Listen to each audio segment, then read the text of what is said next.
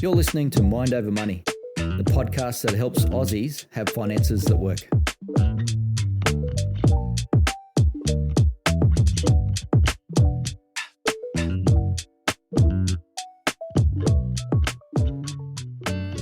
Well, it's Black Friday today, but you've probably already been inundated with emails and advertisements all week. I think we should call it Black Friday week, Archie, not Black Friday day. What do you mean week? I started 2 weeks ago. I saw Aldi had their Black Wednesday. I think there's a new tactic now where if you can get in early, then you can get the market share first. So people will spend money with you. But if you're too late, then everyone spent their money with the competitors. So I think people are just getting in earlier and earlier every year. And I saw the advertisements 2 weeks ago. They were already starting up sales. So that's good. That's the name of the game, isn't it? Get the sales. Got to get those sales. Well, if you've been saving up some money for Christmas and there is something that you need, this can actually be a good time to snag a deal on a present. Today, we're here just to give you some tips and talk about this, how to stay focused this season with Christmas shopping and gifting. Well, as usual, we like to start with a bit of data. There is, Finders put out a consumer sentiment tracker. This is a survey, and it says that Australians are set to fork out $30 billion this festive season. So that's about 70% of this year's retail sales, which is quite high, but it's actually a little bit lower than I think last year. So in terms of percentage, so perhaps people are tightening up their belts. But it does say here that Aussies, the average Aussie, is expected to spend $1,500 pretty much this Christmas on presents, including food, alcohol, eating out, and travel. That's a lot of money, although this is just a survey, so we're not sure how big the sample size is.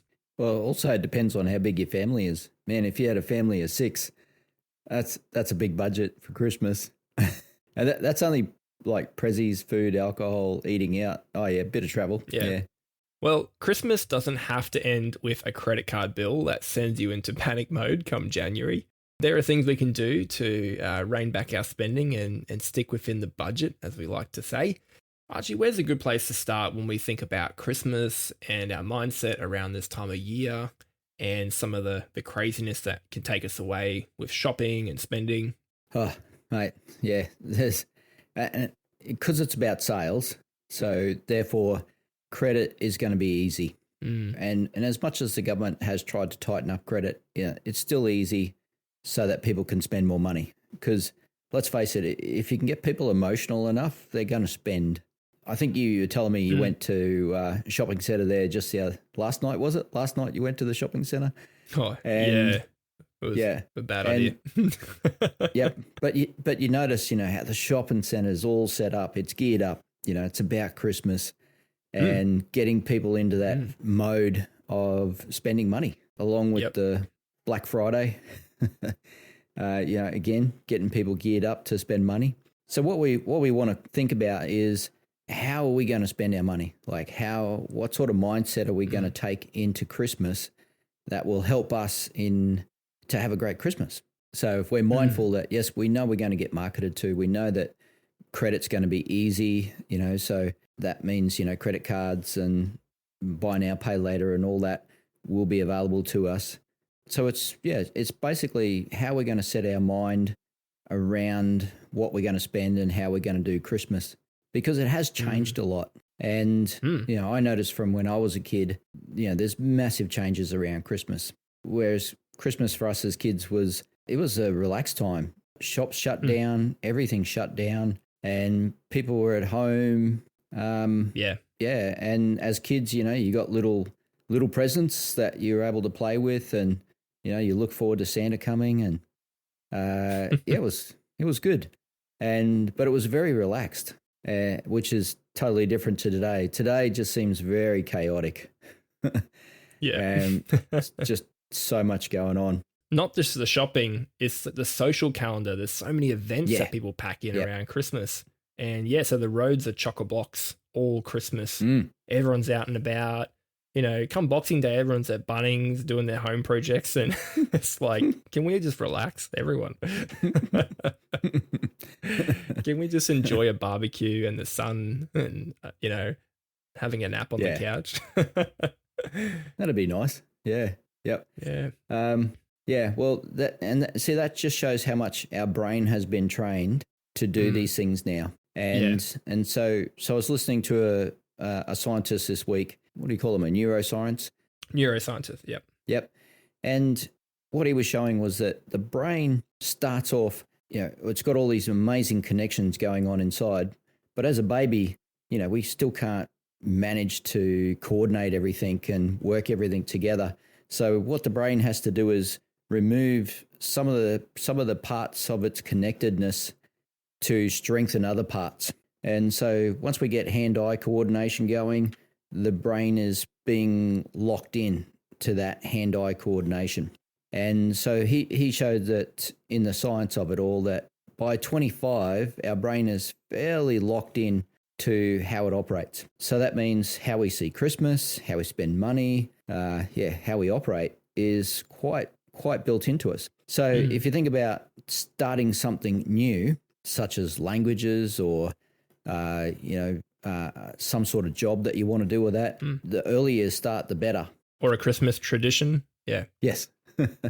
Yeah. Yeah, because the family unit's changing. And so I've noticed that the younger generations, as they begin to host family Christmas dinners and lunches, things are starting to change. The way in which we approach Christmas Day and the Christmas season. Yeah. And of course, a big part of that is the sales, the purchases, the spending of money. So that's become a big integral part now. The shopping centres, the Christmas lights. I lived on a street where we had Christmas lights and everyone just went all out, like the whole house and gardens and everything covered, and a million people driving past to see all these amazing Christmas lights and light shows that people put on until you get to like the third year, and then nothing can get untangled to put back out again and everyone gives up. And another street starts. That's like, we've got all these things that are built into us now, but especially the marketing. The marketing is built into us, and it's pulling us into how we potentially see Christmas and how we potentially react to Christmas. So how do we change our brain? How do we start to make the change that we want and that we're seeking? So what he's showing is that it actually takes concentrated effort, and a lot of concentrated effort. So if you and I, decided to take up being an electrician, we'd turn up on the job the first day and we wouldn't have a clue what we're looking at, and we wouldn't know what to do.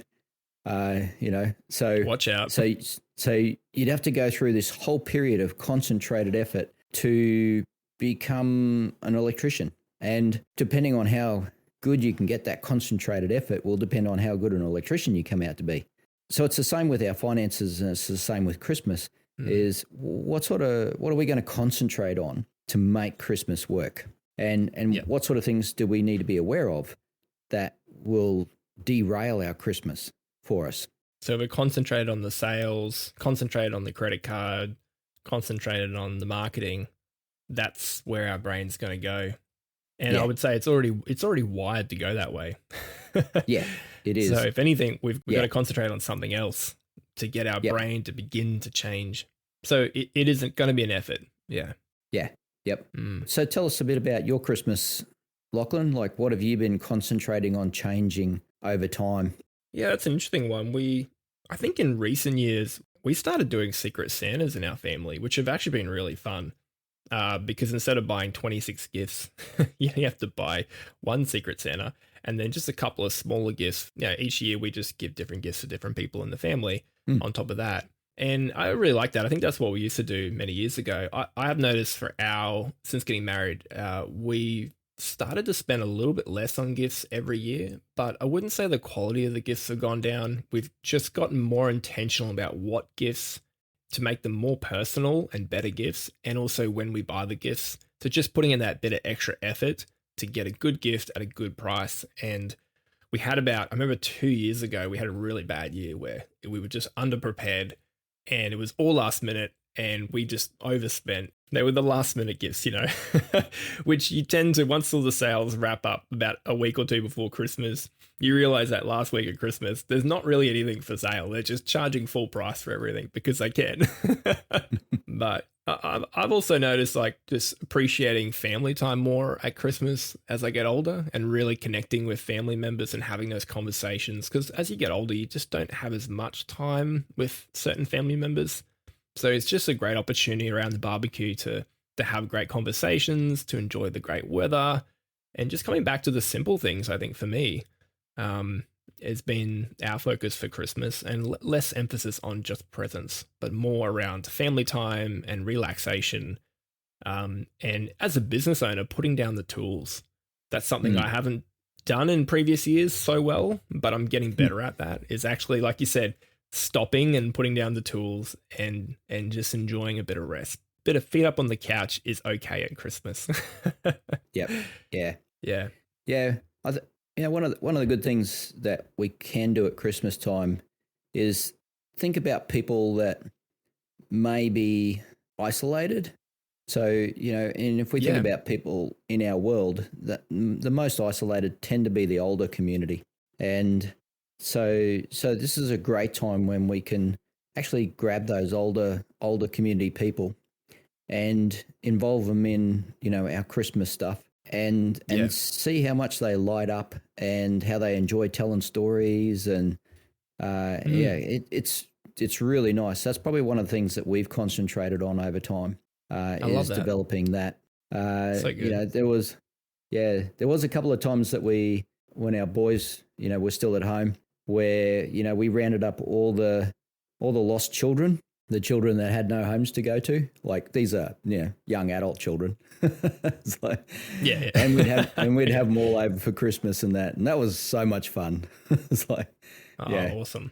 That's good. Bit of backyard cricket. Oh, always backyard cricket. Yeah. And we'd be ringing around trying to find anyone we could find to come and play cricket with us. And because one of the places we lived at, the amazing thing was at Christmas time, everyone left. So we had the whole road to ourselves. And so we were smashing cricket balls everywhere. And you're finding them in July. Still finding cricket balls throughout the year. Oh, that's great. Well, I think it's a good opportunity for us to we're recording this episode a bit early. We still got about a month till Christmas, but just to, in this next couple of weeks, just pause and consider for each of us, listener, what does Christmas really mean to us? And maybe reconsider, like, have we been putting too much emphasis on the consumerism side of Christmas and not enough on family or spirituality or just rest and rejuvenation? It's a great time to check in with ourselves, our emotions. We've all gone through a lot this year, so it's a good time just to stop and just pause. Because if we don't stop, we might find ourselves that we're avoiding something. And, we could be we're actually avoiding our family. We could be avoiding the fear of missing out.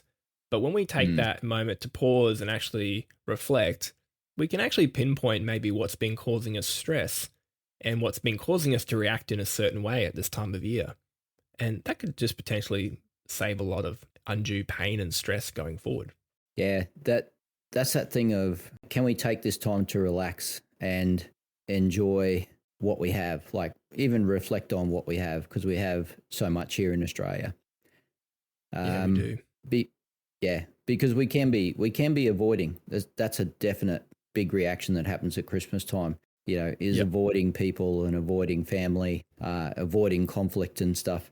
But it could be just something internally that we're carrying, and it's nothing to do with the people around us. Yeah. And so people can be wondering, why aren't we seeing Archie? And they have no idea that Archie's just avoiding. We're off at Bunnings, keeping ourselves busy. But I think there is something in that. As a country, we're getting more frantic and busier than ever, and you do start to wonder: are we forgetting to slow down and stop? Are we actually avoiding things, and so we're just keeping ourselves busy and spending more because of that?